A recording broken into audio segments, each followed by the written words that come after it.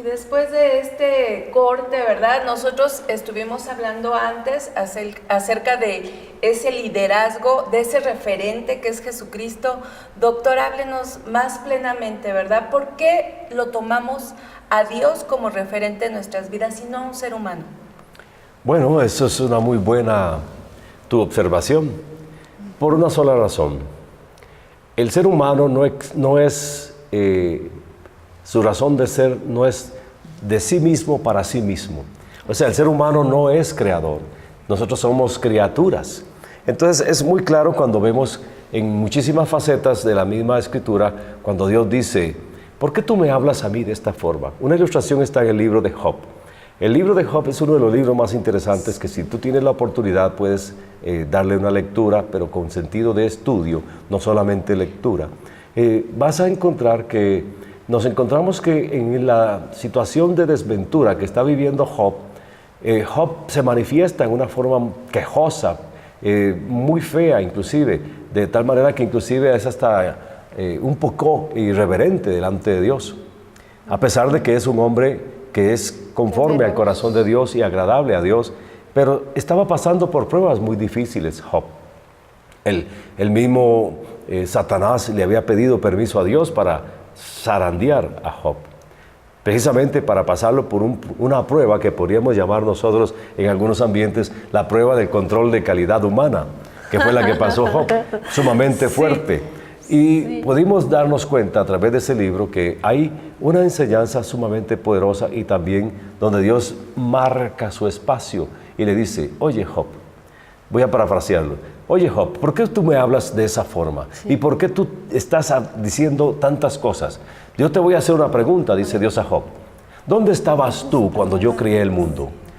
¿Tuve que pedirte permiso a ti para hacerlo como lo hice? ¿O fuiste tú solamente una de las partes importantes que yo puse en el mundo para que hiciera una labor asignada exclusivamente y específicamente a alguien que me represente con toda la dignidad en toda la creación y para que pueda ordenar de alguna forma y señorear la creación? Evidentemente estaba haciendo referencia a los principios de la creación, pero esto que estamos hablando es para que entendamos que hay mucha gente que raya en la insolencia cuando se refiere a Dios mismo, sabiendo que inclusive aún el más escéptico de las personas, el más incrédulo de las personas, de una manera u otra está teniendo acciones que son literalmente rayando en la forma irreverente de referirse a Dios. ¿Por qué? Porque le dice, no hay Dios, no existe.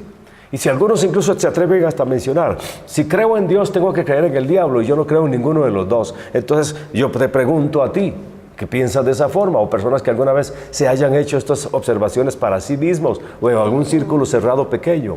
Yo te puedo preguntar a ti. Entonces yo te diría, ¿de dónde crees tú que tienes la energía y el aire para vivir? ¿De dónde crees tú que tienes todo lo que significa la salud que tienes? ¿De dónde crees tú que recibes las mismas oportunidades para poder avanzar? ¿Quién crees que te las da? Si tú puedes pensar de una forma abierta, vas a rayar sencillamente en que estás en un error, en que estás pensando en una forma influenciada, en forma incorrecta. Es un hecho que entonces para conocer algo tenemos que conocerlo en forma personal e ir hacia donde está aquello, o bien en su defecto. Yo no podría conocer a ninguna de estas distinguidas damas que me acompañan si no estuviera cerca de ellas y conocer qué es lo que de ellas emana, qué es lo que ellas tienen para poder marcar una influencia hacia mi persona o viceversa al ambiente donde ellas se dinamizan en su diario vivir. Entonces, podemos ver que cada persona tiene en sí mismo una influencia que va a marcar la ambientación donde se encuentra, la ambientación que va a liderar inclusive su ambiente. Entonces hay que ser muy cauto en eso. ¿Por qué?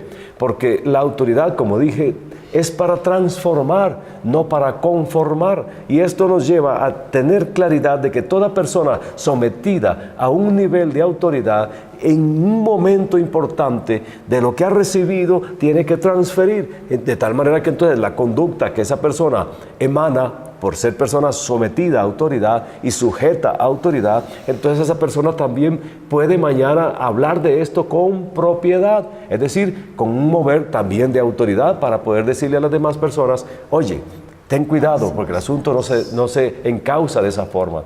Entonces, todo esto nos lleva a tener una claridad. Dios no está interesado a usted en hacerle que usted aparente ser una persona más santificada. Dios está más interesado, precisamente, en que tú puedas comprender qué es lo que Dios tiene para ti, para que entonces tu proceso de cambio vaya encauzado hacia agradar a tu Creador, a la persona que está siempre diciendo, oye, tú eres una persona importante, tú eres la persona para este propósito, tú eres la persona para ir adelante, porque tú vas a ser mañana alguien que tú todavía no sabes ni conoces y mucho menos sospechas. ¿Eso qué quiere decir? Que hay muchísimas acciones donde cada uno de nosotros tenemos que entonces dejarnos encauzar por alguien mucho mayor de nosotros, que es nuestro Creador, que lo podemos llamar de múltiples formas, pero que sin Él no avanzaremos a ningún destino. Serás una persona que no tendrás el goce de vivir, no tendrás la felicidad de vivir. Y yo puedo decirte abiertamente, ¿usted sabe cuál es la corona de la santidad? La respuesta no es tan difícil. La corona de la santidad es la felicidad. ¿Por qué? Porque las personas más felices son las que han logrado vivir para agradar a Dios. Y los que estamos haciendo este encauzamiento por las conductas del siguiente paso de nuestro diario vivir, nos llevan hacia ello. Entonces tú tienes una oportunidad de influenciar. Eso significa liderar un ambiente, inclusive decirle a las personas de una manera digna, que son personas gratas, que son personas nobles, que tienen mucho más para conocer. Eso es lo que llamaríamos entonces una genuina esperanza. Es la esperanza de la vida, la esperanza que nos encausa, la esperanza que nos dice, estás en el paso correcto, en el paso firme, y gente muy bien identificada en nuestro entorno para que eso lo que estemos emprendiendo tenga excelentes resultados. Entonces todo esto, si tú lo ves, lo encauzamos hacia un marco donde nuestra nación sea cada vez más entendida, más llena de los propósitos de Dios, una nación que camina con Dios como su líder importante. No hablo de líderes religiosos, hablo de Dios, que no es líder religioso. Dios es el autor de todo lo que existe, incluyendo nuestra nación. Entonces, ¿por qué vamos a dejar a Dios de lado? Hemos visto que inclusive hoy se está hablando mucho de lo que es el Estado laico o la ley de la laicidad, donde el Estado no quiere involucrar a Dios en nada.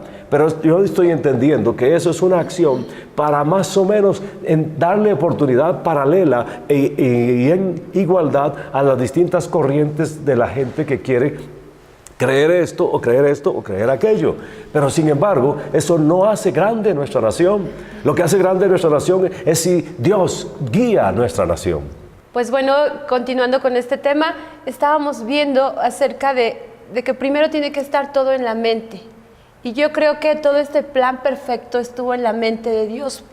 Porque muchas personas creen que por aquello de la explosión y que entonces empezó a hacerse el universo.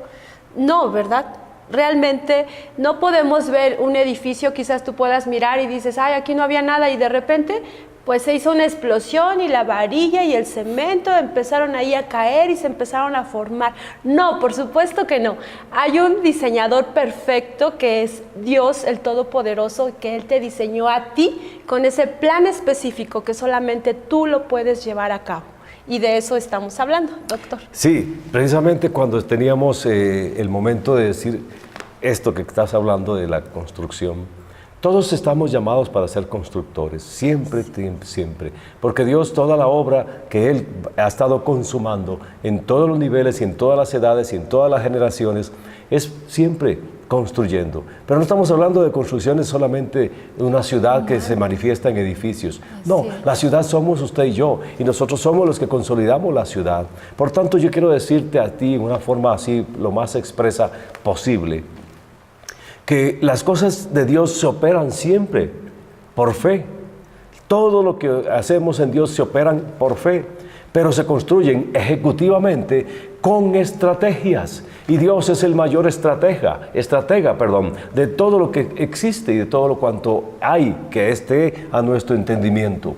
Entonces las estrategias de Dios siempre son sí y en el amén. Sí, por cuanto tiene una dirección exacta de diseños, segundo de visión, tercero de propósito, cuarto de una habilitación, gente habilitada, sabiendo lo que le corresponde hacer para cumplir esa misión tan importante que Dios nos ha asignado a la humanidad, de precisamente poder reunir todo lo que Dios creó en Cristo, pero ¿a través de quiénes? A través de personas entendidas conforme su dedicación en Cristo.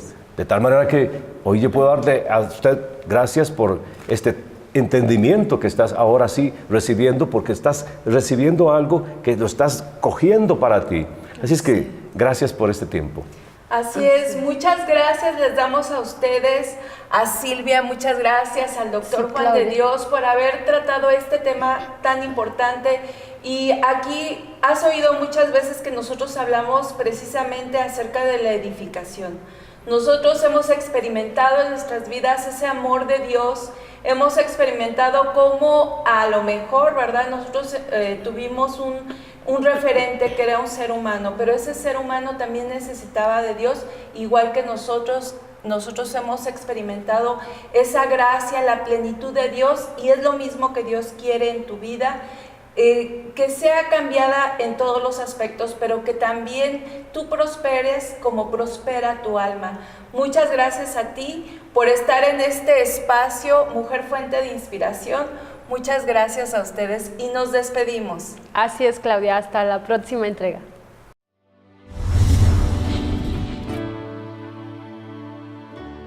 Tengo dos excusas en mi mente para recortar mi día y a mi casa regresar. Son un par de mágicas princesas